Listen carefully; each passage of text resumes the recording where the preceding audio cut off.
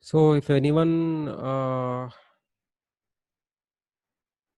missing it, you can find the videos. I'll upload the recording again. So due to any network issues, if anyone missed this, you can follow the video in the classroom.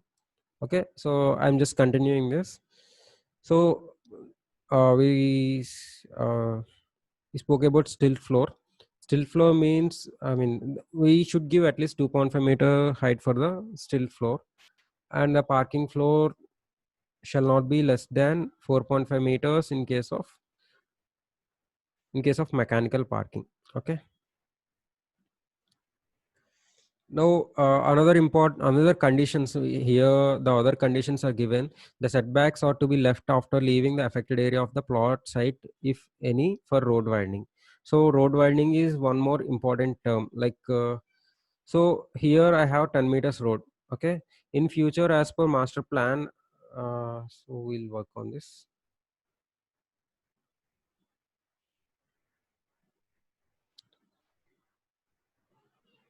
Actually, the plot will be like this. It will be near to the. Sure.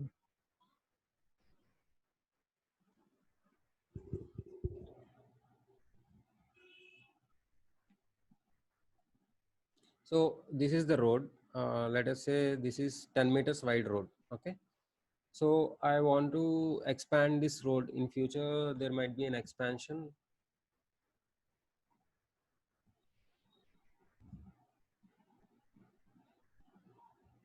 of some 6 meters. Okay. In future, we are going to see some 18 meters wide road. Okay. So let us take the center line.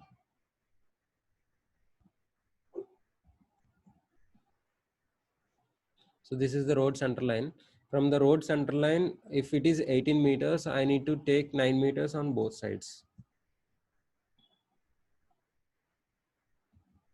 So when we are taking the setbacks, okay, so we need to uh,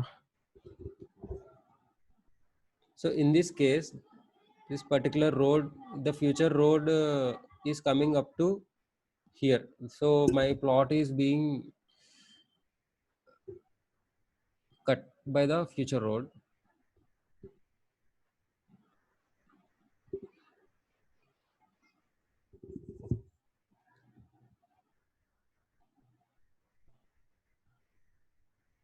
So this area, we need to take the setback after leaving this area. Okay. Now the setback will be for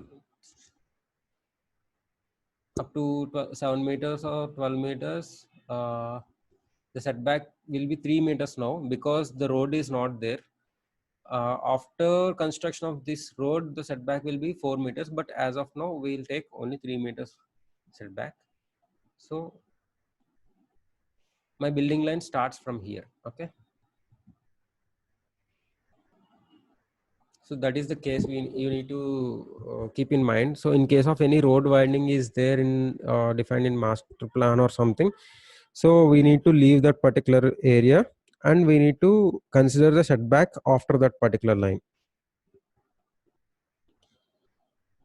So in some cases we will see two roads. So if a building is so if a building if I see the other road on this side, on this side. Okay.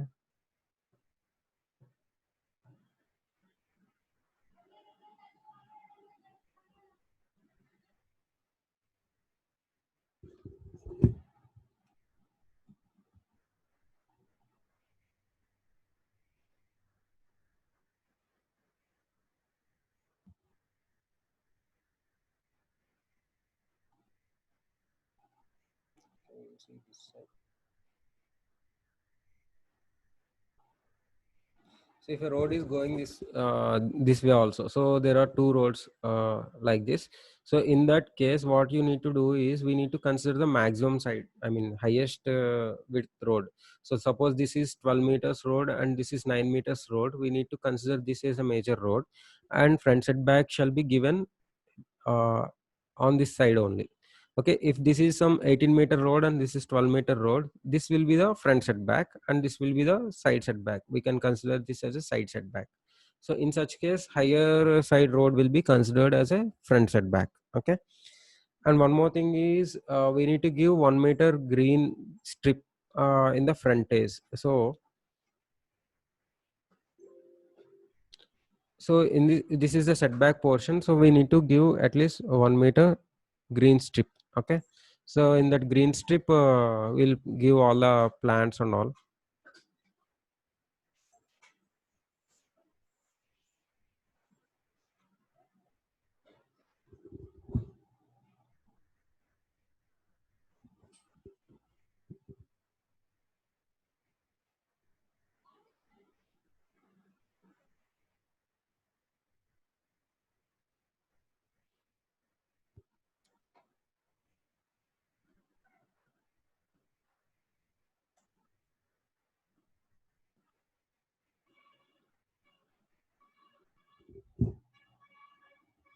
So this is the plantation area. So 1 meter minimum, 1 meter wide in the setback, we can give the green strip. Similarly, for bigger plots, we have to give all sides, like three sides, remaining three sides also. So for plots above 300 square meters, in addition to the above, minimum 1 meter wide continuous green planting strip in periphery on remaining sites are required. So like this, these conditions can be easily studied. Okay.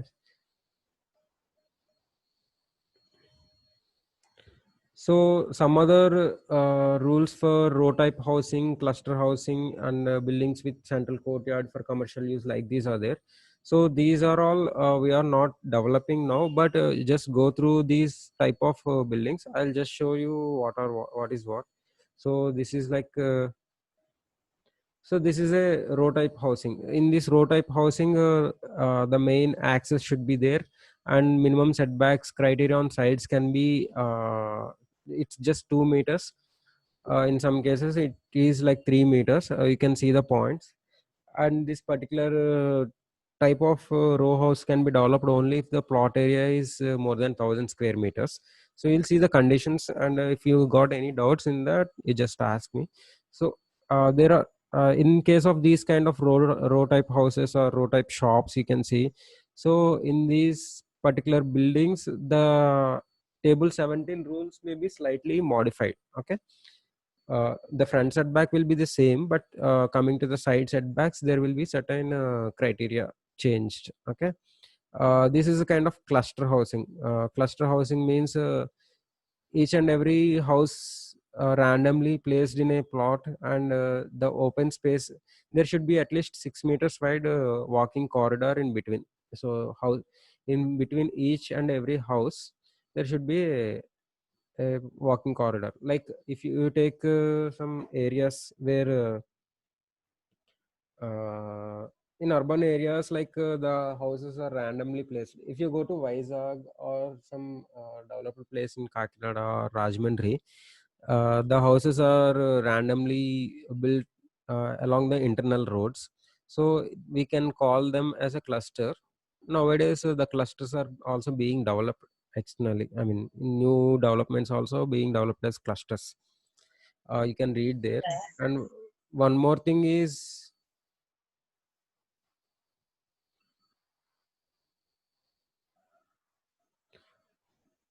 one other development is, you see, is buildings with central courtyard for commercial use. These are like shopping malls, you see. So the central portion will be more open. Okay, so this central portion area can be gained from the side setbacks. Okay, so if I am opening most of the center part, I can remove this side setback. I can take only 2 meters and add it into the central portion. Okay, so just here, these are U type commercial buildings, like shopping malls. So minimum 2,000 square meters area need to be required, and open space on setback on sides are rare, or should be at least 2 meters. That can be 2 meters up to 15 meters height buildings. So simply what they are doing is they are reducing the side setback and adding that area in the central portion. Okay. and and also road requirements like at least 9 meters of the road is required for each and every building, so it should be 9 meters to 18 meters, and for all other internal roads 9-meter road should be required. And then internal roads of I mean, if I am speaking about these row type houses, at least 50 meters length road should be there for at least 9 meters wide. Okay, for group development. So in this chapter, the important thing is reading this table. So you all might have learned, I mean, might understood from this lecture about this particular table.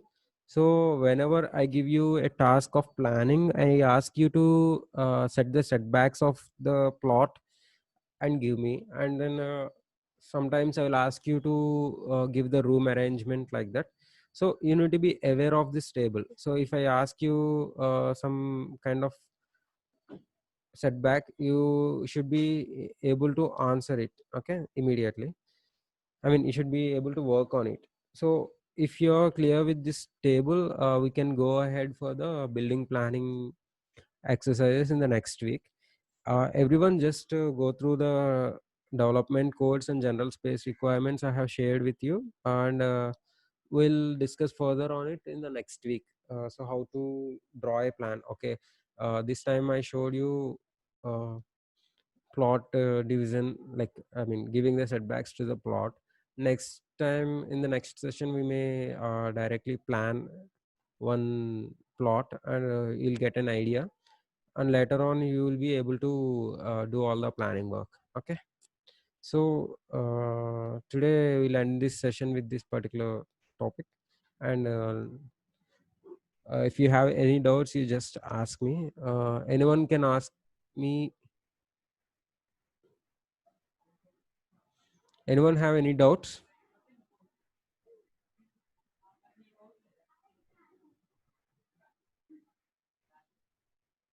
Okay, then we'll be leaving now, and we'll be seeing the planning work in the next session. Okay, thank you.